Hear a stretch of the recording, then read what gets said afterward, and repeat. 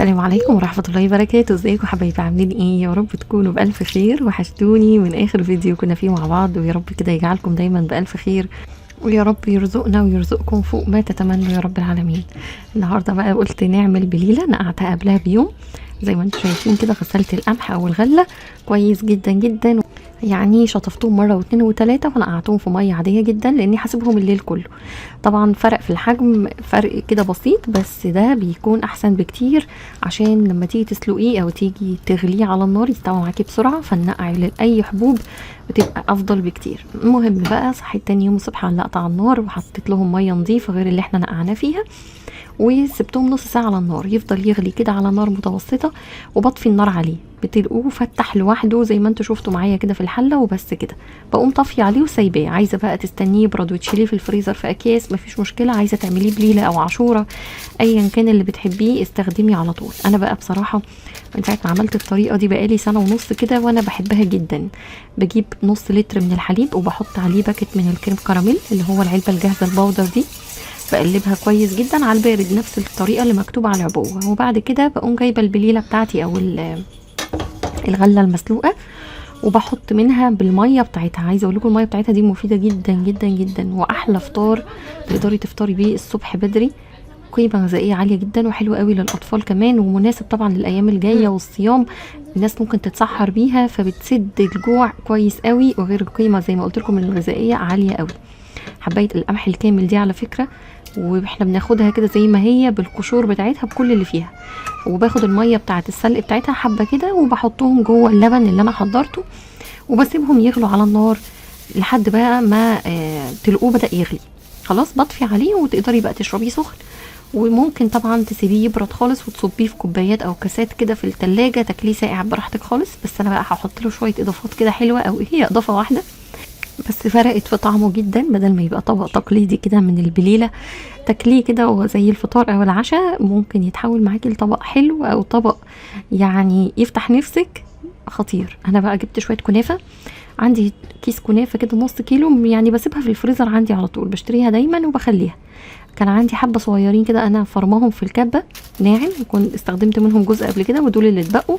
حطيت منهم شويه كده في ورقه زبده، حطيت عليهم معلقه سمنه يعني وزعتها كده عليهم، وفي التوستر رحت مسخناهم. طبعا تقدري تعمليهم على طاسه على النار في حله صغيره كده، المهم يتحمروا. انا عشان مش عايزه اقف على البوتاجاز كتير فرحت عامله ايه، حطيتهم كده جوه التوستر زي ما قلت لكم، وفردتهم فرده كويسه، وقفلت عليهم ورقه الزبده عشان طبعا الكنافه ممكن تبهدل لي التوستر اصلا ويبقى مليان فتافيت كنافه ونبهدل الدنيا حوالينا. فورقه الزبده هتخليه يتحمر وتحافظ لي على الجهاز والرخامه وكل حاجه. المهم غرفت البوله الحلوه دي. بصوا هو بيبدا يتماسك بعد الغليان، او كل ما يبرد كل ما هيمسك لحد ما الكريم كراميل يعمل مفعوله وهو يتجمد تماما. عايزه بقى تاكليه متجمد كده اوكي، عايزه تسخنيه مفيش مشكله. المهم الكنافه اتحمرت على وش، وبقيت كل شويه بقلبها بورقه الزبده. هاخد منها معلقه معلقتين وهي مقرمشه كده، مش حاطه لها سكر ولا اي حاجه. حتى البليله على فكره ما حطيت لهاش سكر، انا اعتمدت على السكر الموجود في باكت الكريم كراميل، فده لوحده يديني كميه تحليه متوسطه او اقل من المتوسطه كمان، بس مناسبه جدا عشان برضو ما تبقاش وجبه محليه قوي بزياده لو انت ناويه تفطري بيه. حطيت شويه كده كنافه على الوش وكليها على طول، لان الكنافه مقرمشه البليله طريه وسخنه. الميكس كله بجد تحفه، جربوها كده هتعجبكم جدا مش هتبطلوا تعملوها ابدا. وفكره التوستر في موضوع الكنافه عجبني قوي. لو انا عايزه كاس كده من الكنافه اعمله انا مثلا بكريمه بحاجه، يعني كاس فردي او بوله فرديه لاي حد، هتنجز معايا جدا. المهم بقى كنت مأجلة بقالي يومين، طبعا الاجازة الجمعة والسبت دول الولاد قاعدين في البيت وامتحانات ومذاكرة ودروس وتكثيف دروس، مش قادرة اقول لكم يعني ربنا يا رب يجعله بفايدة. عايزة ادخل الأوضة انضفها تنظيفة عميقة، بس يعني حاولت ما عرفتش اعمل كل حاجة اللي انا عايزاها. بيني وبينكم كمان السقعة بتخليني كل يوم اجل حاجة، مش عارفة برضو دي عادة مش حلوة ابدا. او يمكن كمان مش السقعة بس، سقعة مع شغل اصلا بدني وذهني طول اليوم، الذهني اكتر كمان كتير عشان الولاد ومذاكرتهم وقرب الامتحانات وتفكير ومواعيد دروس بتتغير كل شوية. فربنا يا رب يعين الامهات جميعا ويعين ولادنا كمان كلهم يا رب العالمين كده على مذاكرتهم. سمعت مقطع بودكاست حلو قوي كده عن موضوع جسمنا واهتمامنا بجسمنا وصحتنا الجسدية، فقلت اسمعه لكم معايا وتعالوا نكمل كلامنا مع بعض. جسمك هو بيتك، اللي انت عايش فيه من يوم ما اتولدت لغاية آخر يوم في عمرك. ومش هتقدر لو قدم أو تهانك أو مسكت في حيطان الرطوبة مثلا إنك تسيبه وتمشي أو تديله فرشة تلميع كده من بره وخلاص. لا، انت لازم تهتم بيه، تعتني بتفاصيله وتحبها، وتسعى قدر إمكانك إنك تحافظ على كل جزء فيه. كل ما هتحب جسمك هو كمان هيحبك، وهيفضل سترك قدام الناس مهما كان فيه. طيب أعمل إيه؟ اتحرك. العلم بيقولك إن الحركة مش رياضة وبس، لأ دي دواء. الجسم اللي بيفضل يتحرك هيفضل حي. تقدمنا في العمر مش هو اللي بيكبرنا، لكن قلة الحركة هي اللي بتكبرنا قبل الأوان. في ناس بتتفنن ازاي تفضل تقعد اكبر فترة ممكنة من غير حركة وهي قادرة انها تتحرك. عايزة اقول لهم انكم بتأذوا نفسكم جدا وانتم مش حاسين. اعملوا تمارين بسيطة حتى لو 10 دقايق في اليوم، بس المهم انكم تستمروا عليها. نظفوا بيوتكم بهمة ونشاط، مارسوا اي هواية عايزة حركة. الحركة بتزود المناعة، بتقلل خطر الأمراض المزمنة، بتزود كتلة عضلات جسمك، بتحرق الدهون، وبتحافظ على صحة عظمك. جسمك طفل عايز حركة علشان يفضل مبسوط. شيخوخة جسمك بتبتدي لما بتبطل حركة، وافتكروا كويس الحركة بركة. زي ما سمعتوا كده، الحركة بركة. يعني فعلا احنا كل ما تكاسلنا وقعدنا او اجلنا حاجات ومش قادرين، وممكن يكون عدم القدرة ده دلع اكتر مش مرض لا قدر الله او يعني ارهاق، فده بيأثر سلبي علينا. فبجد الكسل ده بيخلينا دايما قاعدين مكاننا كده وما بنطلعش لقدام، ويمكن حاجة على حاجة بتتراكم بتكبر جدا وبتبقى حاجة بشعة، يعني صعبة الانجاز اساسا. انا بقول لنفسي، بذكر نفسي قبليكم بجد، ان بلاش كسل، بلاش كسل، بالذات الايام الشتويه اللي احنا فيها دي. يا سلام، احلى حاجه فيها القعده كده والدفى والبطانيه وحاجه سخنه، تبقي مش عايزه تقومي من مكانك. وانا كل يوم اصلا بقاوم الموضوع ده، يعني كل يوم الصبح بصحى افطر، احضر فطاري، اشرب حاجه سخنه، بفضل قاعده بتاع ساعه، ممكن ساعه ونص، ساعتين، والاقي الوقت بيسرقني وخلاص. يعني يوم ما هقوم اعمل هيدوب هعمل الغدا، حاجه بسيطه جدا في الترويق، سواء تنشير لم غسيل، وممكن ما اعملش اكتر من كده. ولاقي ان كل يوم البيت بيتبهدل اكتر من اللي قبليه.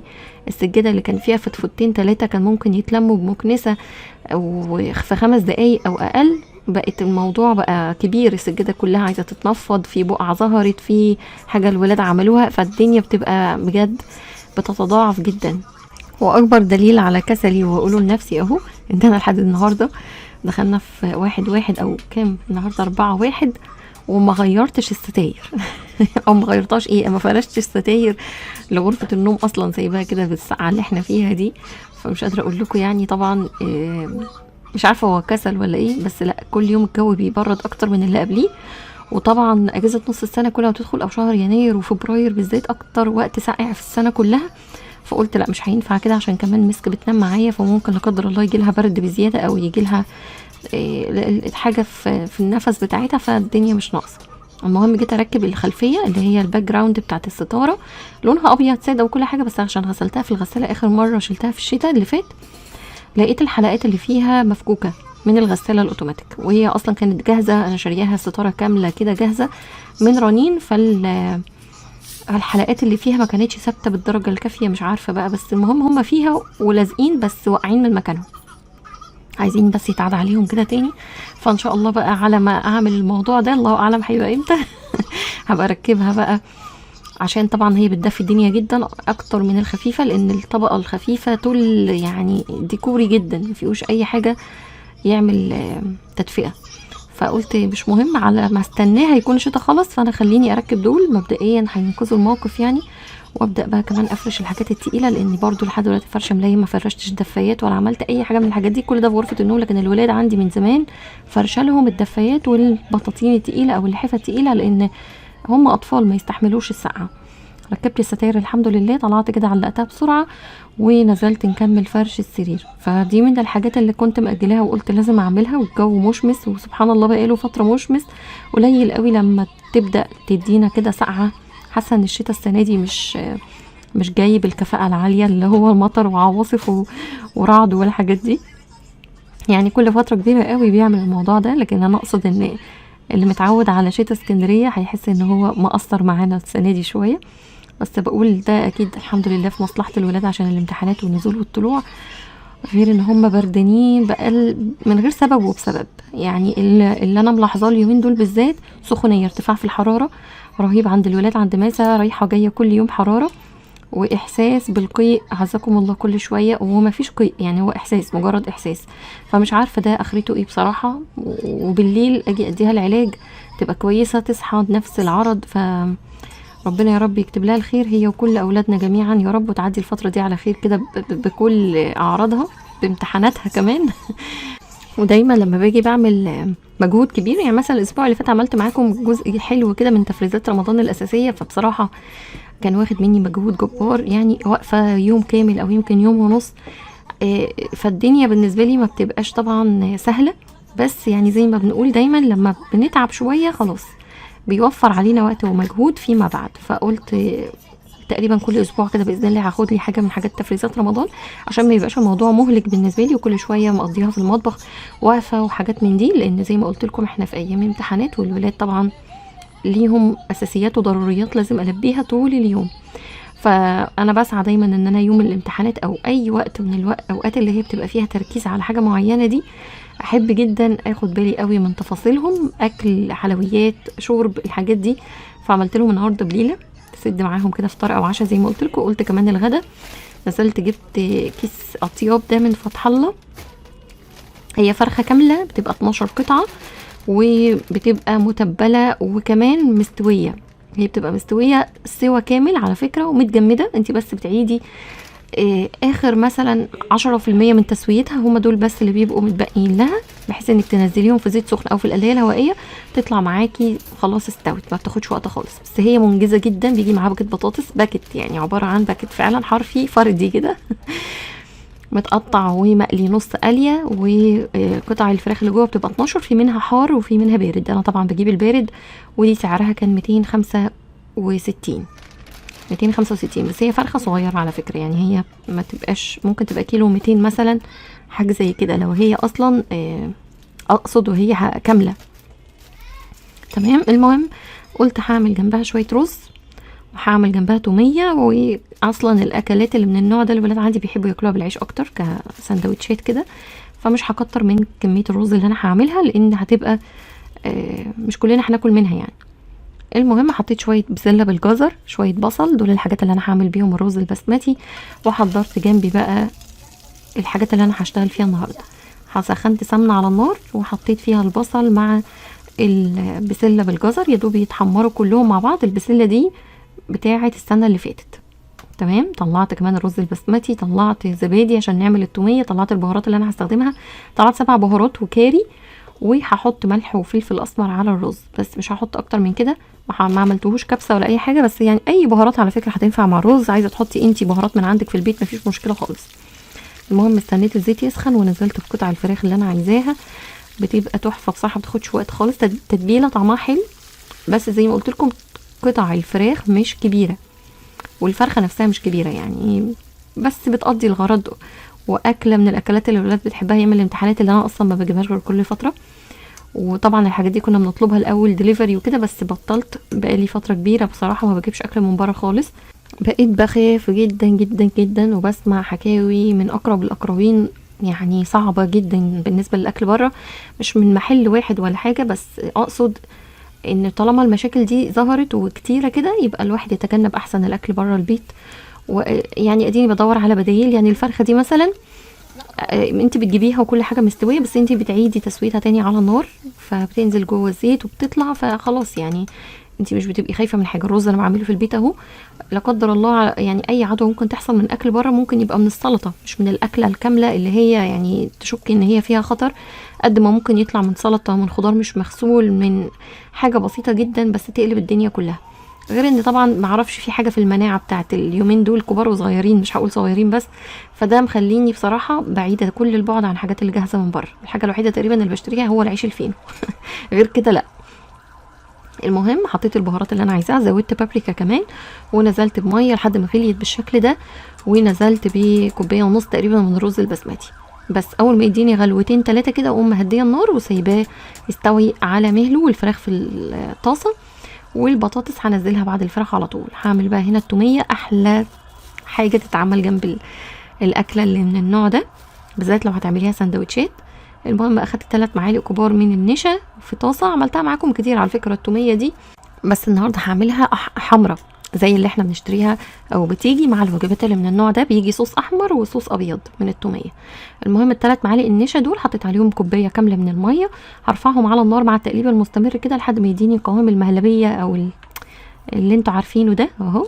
تمام كده، هخليه على جنب. هحطه طبعا في الهاند بلندر او الكبه او الخلاط ايا كان، ومحضره جنبي 3 فصوص ثوم هقطعهم صغير كده، ومحضره زبادي. ما عنديش مايونيز ومفيش مشكله خالص من وجود المايونيز، الزبادي يكفي جدا في الوصفه دي.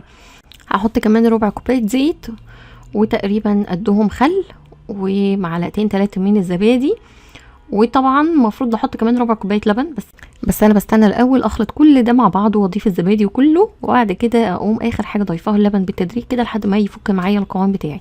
ممكن احتاج معلقه 2 على حسب ما انا عايزه قوام التوميه عامله ازاي. وطبعا كل ما تبرد كل ما النشا اللي احنا عملناه خليط النشا ده بيمسك اكتر، فهتلاقي التوميه بتجمد معاكي اكتر، فخليها صوص سائل شويه طول ما هي سخنه، بعد كده هتوصل معاكي للقوام الكويس لما تبرد. بس كده. المهم ضربتها كويس جدا، والسلطه دي على فكره بتتاكل ساقعه تحفه، بس طبعا يعني الواحد مستعجل بقى، ما عنديش وقت ابردها لسه وادخلها التلاجة فيا دوب ضربتها كانت ضرب كده كويس بردها، بس ما كانتش ساقعات. تمام. اللي هيخليها حمرا بقى وحاميه زي اللي احنا بنجيبها من بره مع الوجبات دي، هي معلقه هريسه شطه، بتخليها تحفه ورائعه. الهريسه اللي عندي دي مش حاميه قوي، بس بتديها نكهه خطيره، واللون الحلو اللي احنا برضو بنشتريه من بره.